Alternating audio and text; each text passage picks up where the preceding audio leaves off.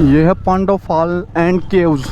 पूरी इन्फॉर्मेशन मिलेगी, वीडियो में जाओ मेरे भाई, पूरी इन्फॉर्मेशन मिलेगी A to Z। वीडियो को लास्ट तक देखना। मैंने अपने तरफ से कोई भी बकवास ऐड नहीं कर रखी, सारी की सारी गाइड की इन्फॉर्मेशन होंगी, ज़बरदस्त होंगी। आई थिंक किसी को पहले नहीं पता होगा जो यहाँ पे नहीं आया होगा।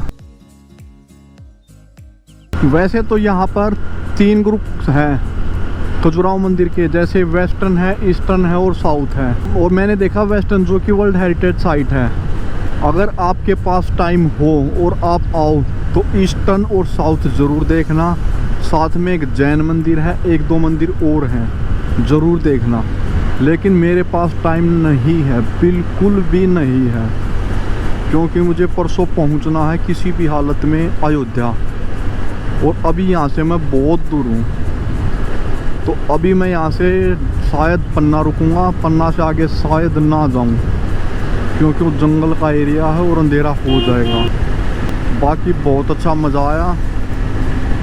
गाइड लिया था 500 रुपये का गाइड, 30 रुपये बैग रखने के, 35 रुपये मेरी टिकट, 35 रुपये की कैमरे की टिकट। यहाँ से 25 किलोमीटर और रहता है पन्ना, जहाँ पर नेशनल पार्क है, जहाँ पर आप सफारी कर सकते हो। लेकिन सफारी का चार्ज है 4,500 रुपये।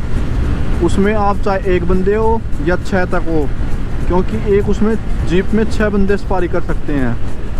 तो मैंने कहा सर मैं अकेला हूँ, अगर कहीं एडजस्ट हो जाऊँ तो। बोले नहीं, हम नहीं कर पाएंगे कहीं पे भी। तो भाई साहब कैंसिल, क्योंकि एक चीज़ जो 750 सवा 700 तक हो रही है, उसके 4,500 रुपये देना आई थिंक ठीक नहीं है। अगर अकेले बंदे की 1000 तक कर देते तो मैं आज कर लेता, लेकिन इससे ज़्यादा मैं नहीं दे पाऊँगा मेरे भाई।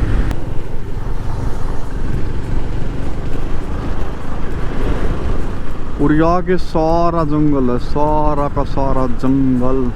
वो बोल रहे थे यहाँ पर दिन में क्रॉस कर लेना, रात को मत रुकना, मतलब कि रात को चलना भी नहीं यहाँ पे। और जो ये भी हमारे पीछे नदी गई थी जिससे हमने पुल क्रॉस किया है, वो केन नदी थी। अगर मेरे साथ योगेश या सूर्य होते तो पक्का यहाँ कैंपिंग करते, और नहीं है तो चलेंगे। यहाँ पे लिखा हुआ घाट प्रारंभ, ये 16 किलोमीटर का है। तो पता नहीं यार घाट से क्या मतलब इनका, लेकिन ये 16 किलोमीटर का है। 16 किलोमीटर थोड़े होते क्या यार जंगल में। और फिर नीचे लिखा हुआ है सेव द टाइगर्स। यार टाइगर को हम कैसे बचाएंगे, हमको टाइगर से बचाना चाहिए। यहाँ अटैक वे करते हैं यार या हम करते हैं? हम तो कुछ भी नहीं कर पाएंगे, जो करेंगे वही करेंगे। अगर मिल गए तो, और ना मिले तो बच गए। जाली वाली लगा रखी यार, वैसे तो मतलब खतरनाक दिक्कत है यहाँ पे। भाई साहब स्पीड लिमिट भी फिक्स कर रखी है, 20 किलोमीटर से ज़्यादा नहीं भगानी है, क्योंकि अगर मान लो टाइगर आ गया तो अगर आपने तेज़ भगा रखी होगी तो आप निकल जाओगे ना, निकलने नहीं चाहिए। पूरी प्लानिंग कर रखी है यार ऐसे तो इन्होंने, कि यहाँ से एंट्री है, पांडव केव है यहाँ पे, जो कि आधा किलोमीटर मुझे बाइक से चलना पड़ेगा। उसके बाद अंदर पार्किंग है, वहाँ पे मुझे एक गाइड मिल जाएगा। उसके बाद ये केव है, वाटरफॉल है, जो भी कुछ है पता नहीं मुझे, लेकिन मैंने रास्ते में अभी नाम पढ़ा तो मैंने रोक लिया, पहले मुझे पता नहीं था। ये देखेंगे जिसकी टिकट प्राइस पड़ा है मुझे 175 रुपये, जिसमें 75 रुपये होता है गाइड चार्ज, और 100 रुपये अगर आप बाइक से जा रहे हो तो 100 रुपये, और वैसे शायद 20 रुपये है। ये यहाँ पे पार्किंग पॉइंट है।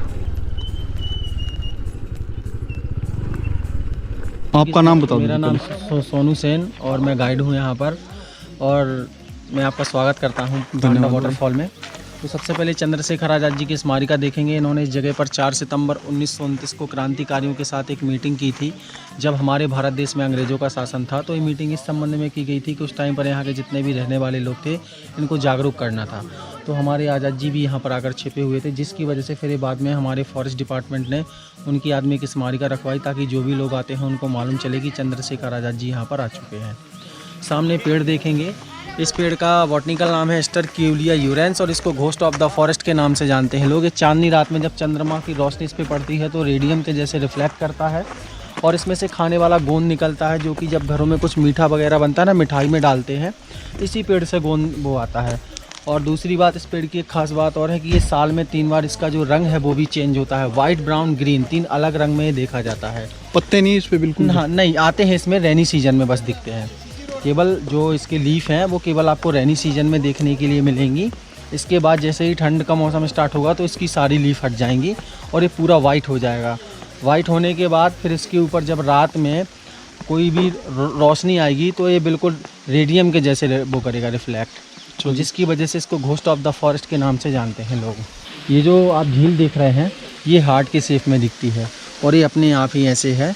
और ये यहाँ से आधी दिखती है क्योंकि बीच में रॉक आ जाते हैं, तो जिसकी वजह से आधी छिप जाती है। बाकी आप ड्रोन या हेलीकॉप्टर से देखेंगे तो ये पूरा हार्ट का शेप दिखता है। और सर ये अंडर वाटर 40 फीट डीप है और इसमें 3-4 स्पीसीज़ की फ़िश पाई जाती हैं, जो कि हमको जब नीचे पहुँचेंगे तो देखने के लिए मिलेंगे।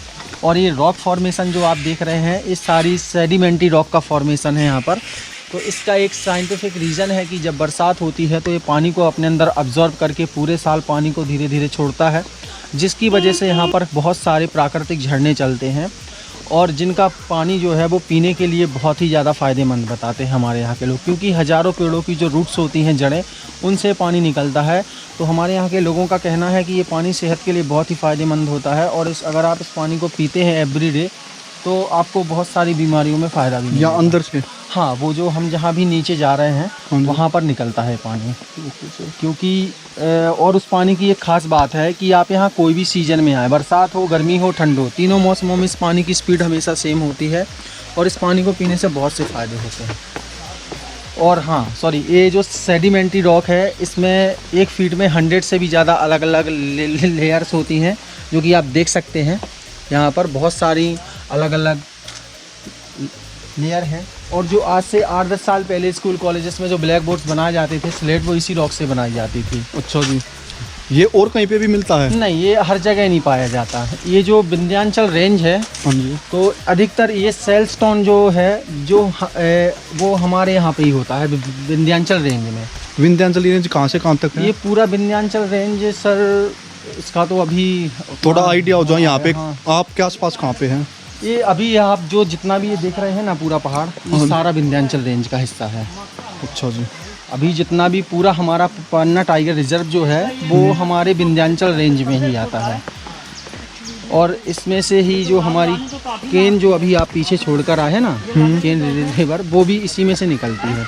अमानगंज के पास से एक छोटा सा गांव है, वहाँ से इसका उद्गम स्थल वो है स्थल। क्या नाम है उद्गम स्थल? केन रिवर, अमानगंज के पास। अमानगंज, ये किस तरफ, उस तरफ? नहीं, ये अमानगंज आपको पन्ना के आगे।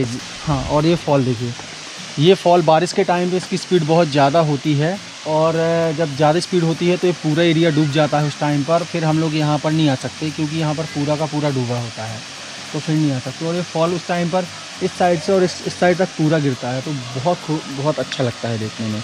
अभी आप जितना पानी देख रहे हैं सारा अंडरग्राउंड वाटर निकलता है। तो ये पेड़ पर आप देखेंगे ये भालुओं के नाखूनों के स्क्रैचेस हैं। ये क्या होता है, मार्च अप्रैल के टाइम पर यहाँ पर जो हनी भी होती हैं वो अपने छत्ते लगाती हैं, मधुमक्खियाँ। जैसे कि आप अभी देख सकते हैं बहुत सारे पेड़ हैं, इन पेड़ों के ऊपर इन पेड़ों के बहुत सारे छत्ते हैं।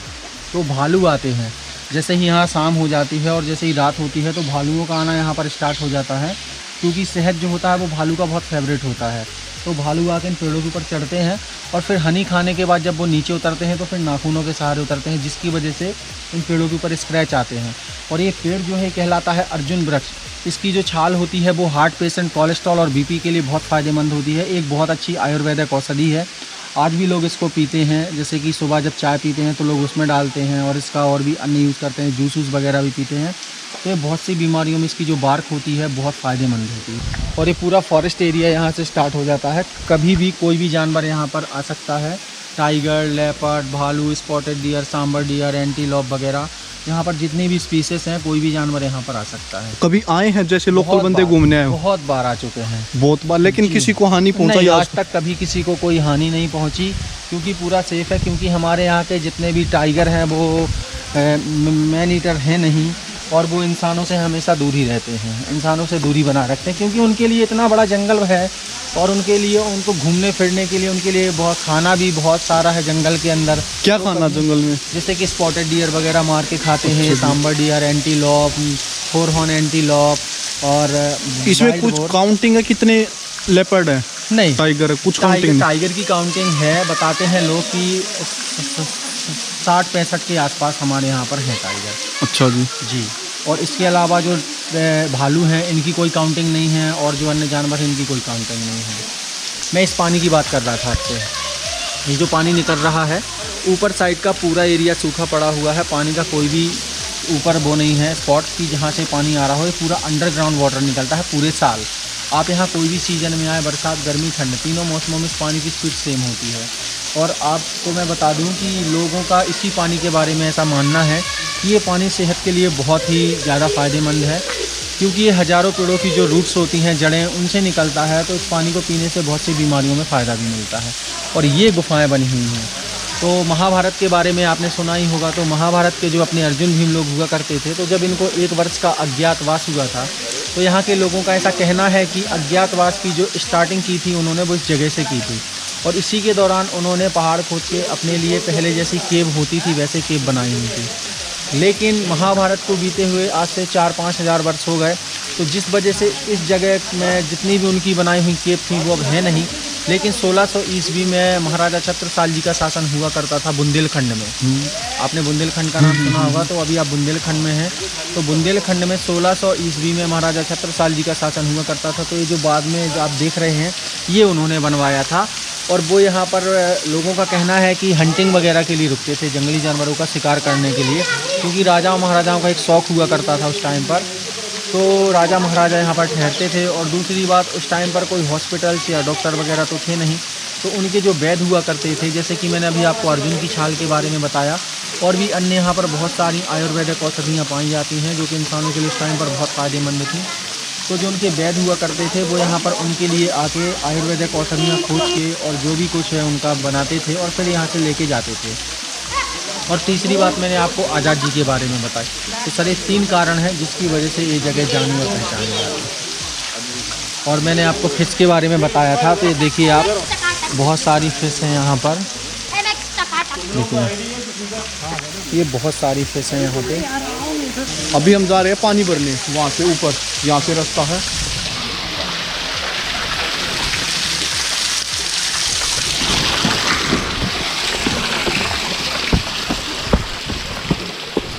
ये रास्ता था। कैमरा वाटरप्रूफ नहीं है इसलिए छुपा के लाया हूँ। ये ऊपर से पानी आ रहा है। अभी हम यहाँ से पानी भरेंगे। सारा गिल्ला हो गया, सारा दिख गया। नहीं रहने दो, कोई नहीं, थैंक यू। पानी भर रहा था, सारा गिला होगा, इतना ही भरा है। चलो बहुत है, पी लेंगे। श्री महाकाल भैरव मंदिर, पन्ना घाटी। ये सामने है पन्ना। तो चित्रकूट के लिए रास्ता है इस तरफ से अजयगढ़ होते हुए। तो 5:30 का टाइम हो चुका है। देखते हैं अगर रास्ते में कोई लोकेशन मिल गई, ढाबे का कोई अच्छा सा ढाबा मिल गया जिसके पास कैंपिंग कर सकता हूँ, तो जड़ देंगे अपना कैंप वहीं पे। अभी जा रहे हैं हम अजयगढ़ की तरफ, जो यहाँ से 40 किलोमीटर के आसपास है, 35 से 40 किलोमीटर। तो उसमें आगे बिल्कुल घाटी बताई जा रही है, बिल्कुल जंगल से होके। तो एक लोकल बंदे से बात की थी, वे कह रहे थे आगे ज़्यादा मत जाना,